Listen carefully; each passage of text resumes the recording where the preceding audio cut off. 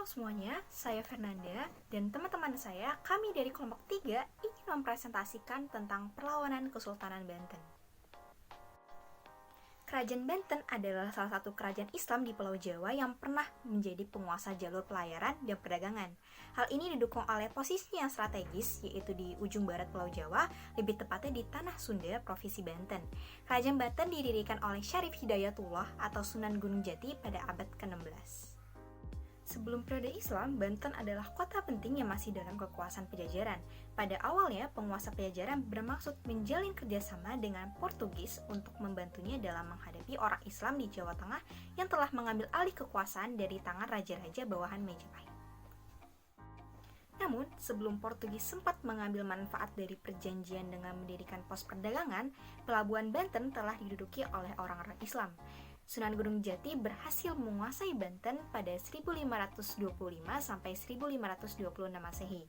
Kedatangan Sunan Gunung Jati ke Banten adalah bagian dari misi Sultan Trenggono dari Kerajaan Demak untuk mengusir Portugis dari Nusantara. Setelah berhasil menguasai Banten, Sunan Gunung Jati segera mengambil alih pemerintahan tetapi tidak mengangkat dirinya sebagai raja. Pada 1552 Masehi, Sunan Gunung Jati kembali ke Cirebon menyerahkan Banten kepada putra keduanya, yaitu Sultan Maulana Hasanuddin. Sejak saat itu, Sultan Maulana Hasanuddin resmi diangkat sebagai raja pertama Kerajaan Banten. Dari segi ekonomi, Banten memiliki hubungan ekonomi yang sangat dekat dengan daerah lainnya di Nusantara. Jaringan perdagangan lokal Banten mengawali sejarah perdagangan yang menjadikan Banten sebagai pusat perniagaan.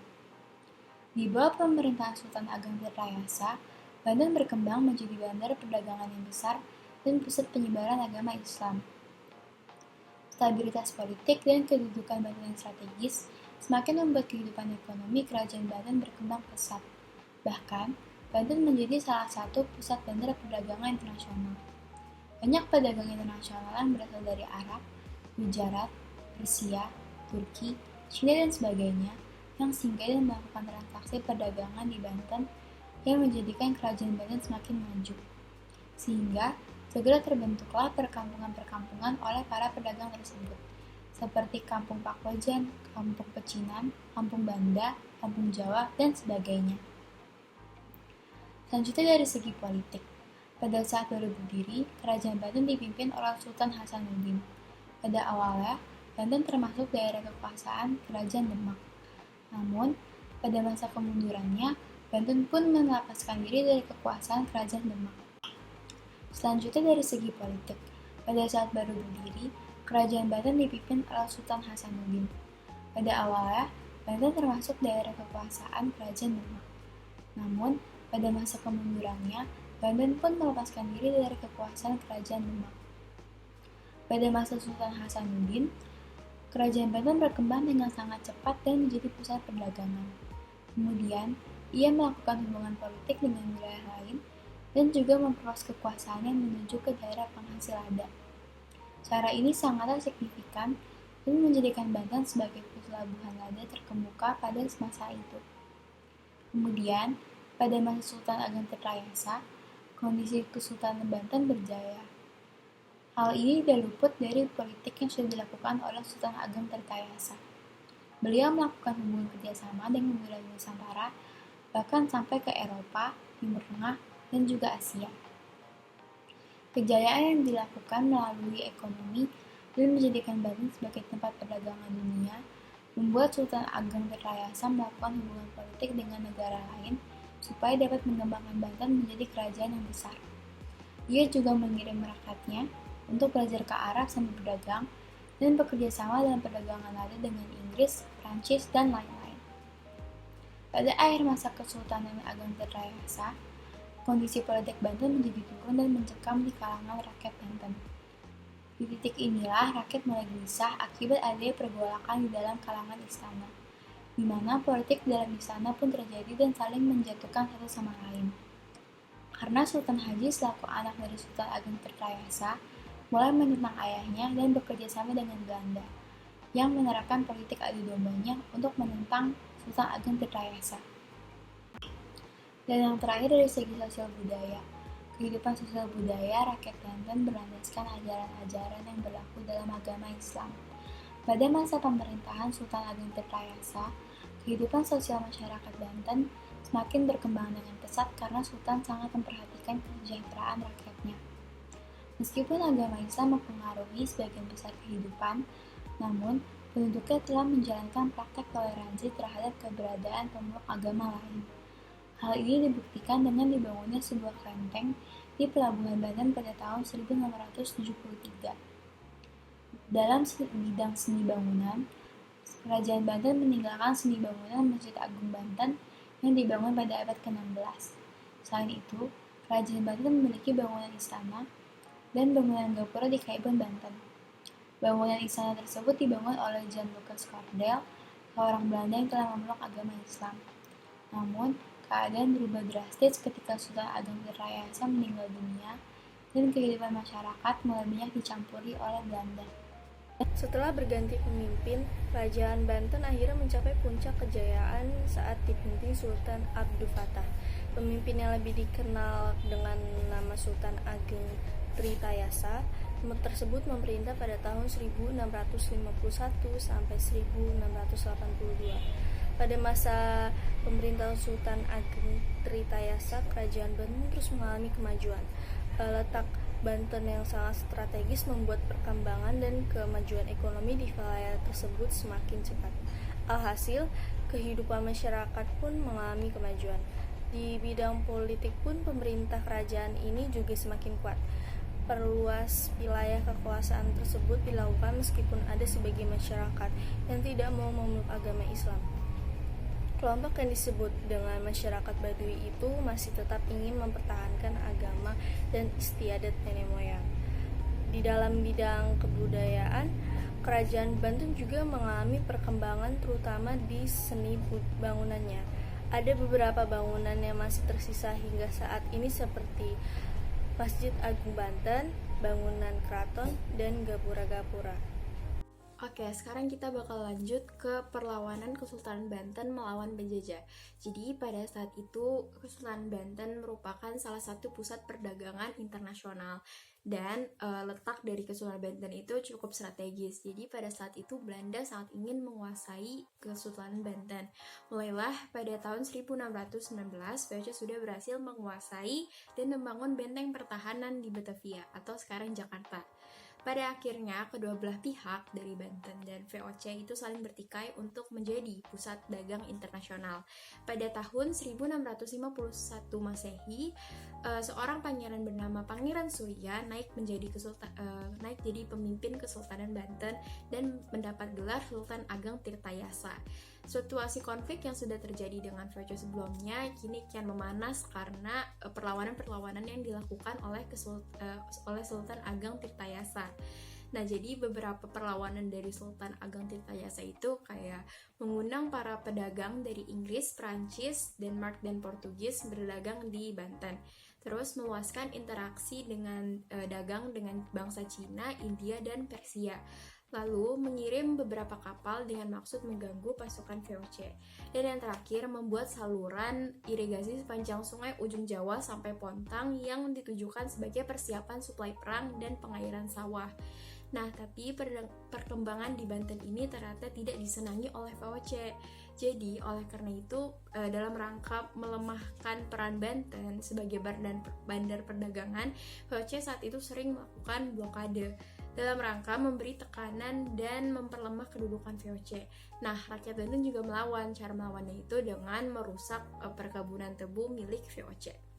Menghadapi serangan pasukan Banten, VOC terus memperkuat kota Batavia dengan mendirikan benteng-benteng pertahanan. Di tengah situasi konflik pada tahun 1671 Masehi, Sultan Ageng Tirtayasa menitahkan Sultan Haji menjadi orang yang mengurus masalah dalam negeri, sedangkan untuk masalah luar negeri itu masih diurus oleh Sultan Ageng Tirtayasa. Nah, tapi ternyata pengangkatan Sultan Haji ini menguntungkan bagi VOC karena pada saat itu Sultan Haji ingin merebut kekuasaan Banten dan menjadi raja di istana Surawosan pada tahun 1681. Nah, Karena Sultan Haji ini dibantu oleh VOC, maka Sultan Haji ini harus menandatangani sebuah perjanjian. Jadi perjanjian ini isinya yang pertama, Banten harus menyerahkan Cirebon kepada VOC. Yang kedua, monopoli lada di Banten dipegang oleh VOC dan harus menyingkirkan para pedagang Persia, India, dan Cina. Yang ketiga, Banten harus membayar 600.000 ringgit apabila ingkar janji, dan yang terakhir, pasukan Banten yang menguasai daerah pantai dan pedalaman Priangan harus segera ditarik kembali. Nah, isi perjanjian tadi itu disetujui oleh Sultan Haji. Nah, kelakuan dari Sultan Haji ini kurang disenangi oleh rakyat. Akhirnya pada tahun 1681, VOC atas nama Sultan Haji berhasil merebut kerajaan Banten. Istana Surawosan berhasil dikuasai oleh Sultan Haji. Nah, Sultan Ageng Tirtayasa berusaha kembali untuk merebut kekuasaan Banten dari Sultan Haji yang didukung oleh VOC. Akan tetapi, sayang banget VOC datang memberikan bantuan kepada Sultan Haji. Pasukan Sultan Ageng pun dipukul mundur kala itu dan pemimpinnya dijadikan sebagai buronan. Ia bersama para pengikutnya melarikan diri ke Rangkas Bitung dan melakukan perlawanan selama kurang lebih setahun lamanya. Pada tahun 1683, Sultan Ageng Tirtayasa tertangkap karena ditipu oleh VOC. Ia ditahan oleh Belanda di penjara dan di daerah Batavia sampai 1692, akhirnya ia menutup usia. Nah, setelah Sultan Ageng Tirtayasa ini meninggal, perlawanan rakyat Banten terhadap VOC ini masih terus berlanjut. Contohnya pada tahun 1750 timbul perlawanan yang dipimpin oleh Ki Tapa dan Ratu Bagus. Nah, sekian tadi untuk perlawanan dari Kesultanan Banten. Salah satu tokoh yang menandai kejayaan sekaligus keruntuhan kerajaan Banten adalah Sultan Ageng Tirtayasa. Di bawah kekuasaannya, Banten berhasil ditaklukkan VOC. Faktor utama keruntuhan kerajaan Banten adalah divide et impera atau politik adu domba oleh VOC terhadap kerajaan Banten di bawah pemimpinan Sultan Haji atau putra Sultan Ageng Tirtayasa sekaligus pembantu raja kerajaan Banten dengan Sultan Ageng Tirtayasa. Campur tangan VOC dalam perdagangan sekaligus permasalahan internal kerajaan Banten semakin memperkeruh hubungan Sultan Haji dan Sultan Ageng Tirtayasa. Konflik ini dilatar belakangi oleh adanya kerjasama Sultan Haji dengan Belanda dalam pemerintahan kerajaan Banten. Sehingga Sultan Ageng Tirtayasa hendak mencabut tahta Sultan Haji, namun berkat dukungan Belanda, Sultan Haji dapat mempertahankan tahtanya. Dukungan Belanda atas Sultan Haji didasarkan pada lamanya pemerintahan Sultan Haji yang kemudian dijadikan sebagai raja boneka oleh Belanda. Secara tidak langsung, Belanda berhasil menguasai Banten dan memonopoli perdagangan di kawasan pesisir Jawa. Dengan kondisi demikian, sangat wajar apabila masa pemerintahan Sultan Haji dan sultan-sultan setelahnya terus diwarnai banyak kerusuhan, pemberontakan, dan kekacauan di segala bidang. Perlawanan rakyat Banten terhadap VOC berlangsung hingga awal abad ke-19.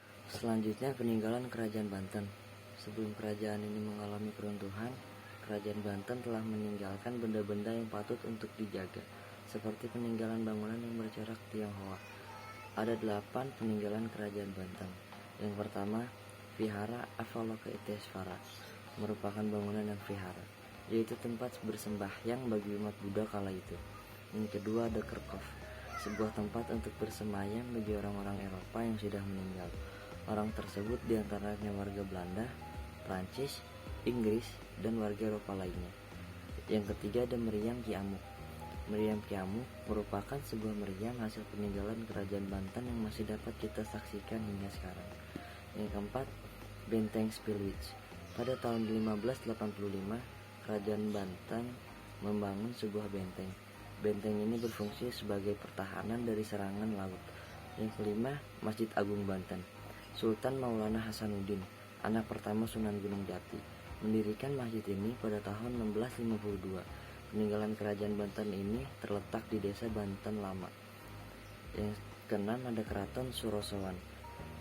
Bangunan yang sekarang mulai ditumbuhi rumput dan lumut, serta hampir rata dengan tanah, hancur dalam perang antara kerajaan melawan Belanda. Yang ketujuh, ada Keraton Kaibon. Keraton ini merupakan tempat untuk tinggal bagi Ratu Aisyah, ibu dari Sultan Syarifuddin. Keraton tersebut memiliki pintu besar yang disebut sebagai pintu dalam. Yang kedelapan, ada Danau Tasikardi.